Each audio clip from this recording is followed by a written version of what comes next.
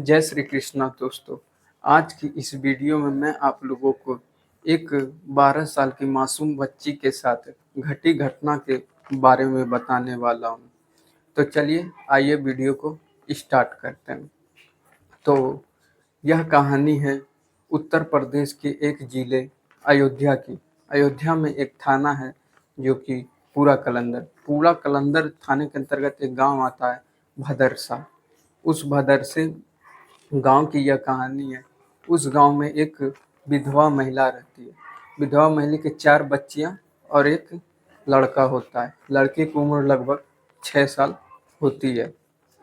और फिर उन सभी परिवार का भरण पोषण पालन पोषण मजदूरी करके होता है। तो यह जुलाई के अंतिम सप्ताह की बात है कि उस सबकी सबसे छोटी बेटी जो होती है घर की, 12 साल जिसकी उम्र बताई जा रही है, उसके पेट में अचानक एक दिन दर्द होने लगता है।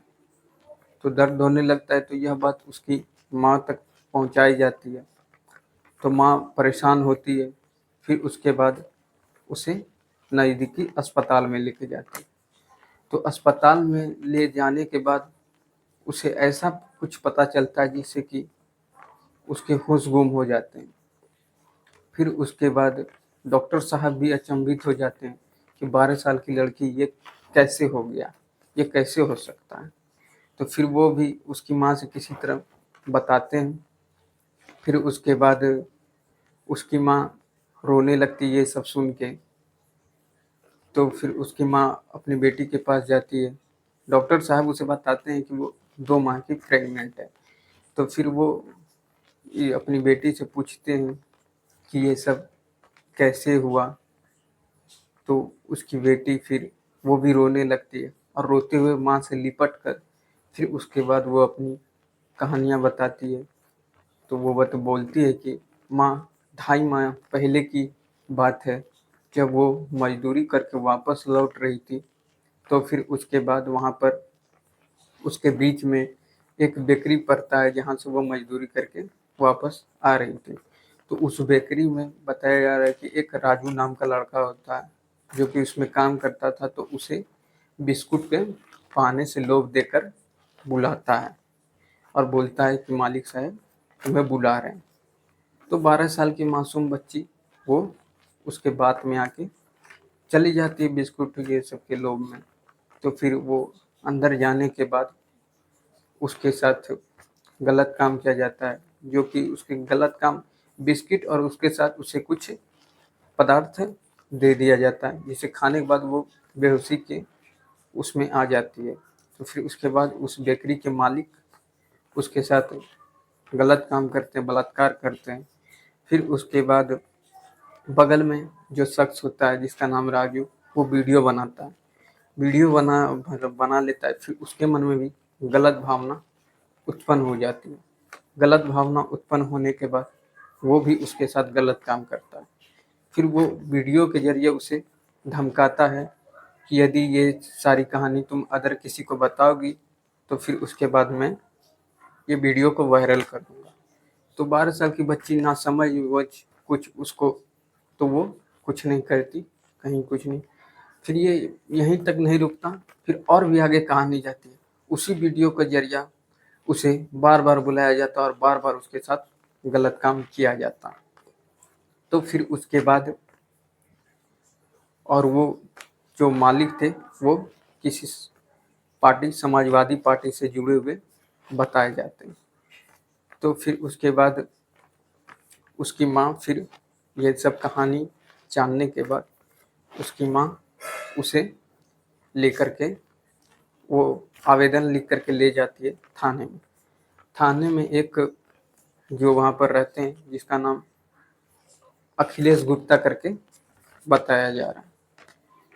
उसे वो सब चीज़ सुनाती है कहानी कि ऐसे ऐसे हुआ, इनके ऊपर कार्रवाई करना ऐसे।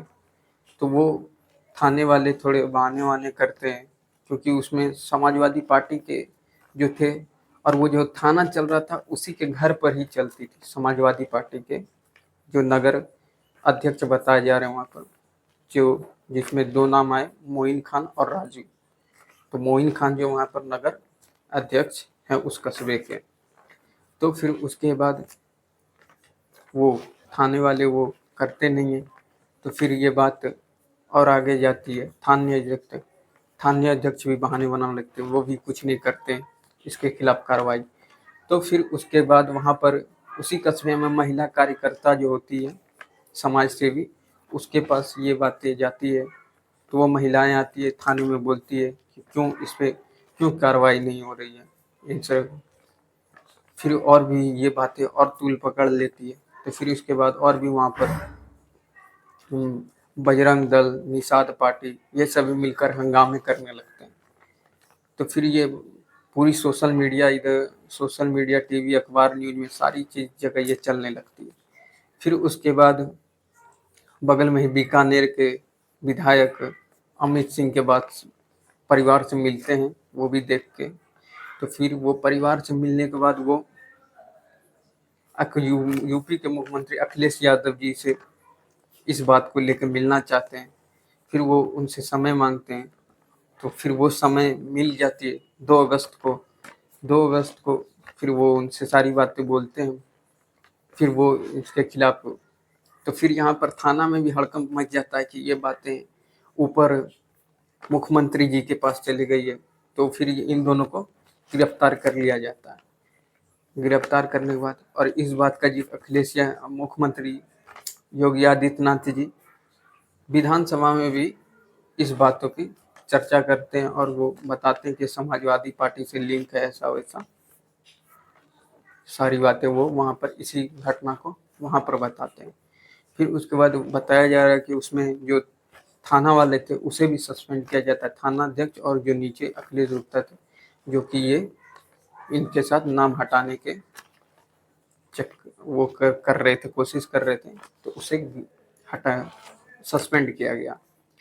तो फिर उसके बाद इस कार्रवाई होती है और फिर ये मोइन खान की जितनी भी अचल चल संपत्ति वगैरह होती है उस पर भी कार्रवाई होना शुरू होती है, जांच होना शुरू होती है। तो पता चलता है वो जो बेकरी चल रही थी वो भी अवैध रूप से चल रही थी। तो उस पर योगी आदित्यनाथ जी का बुलडोजर चलाया गया उस बेकरी पर।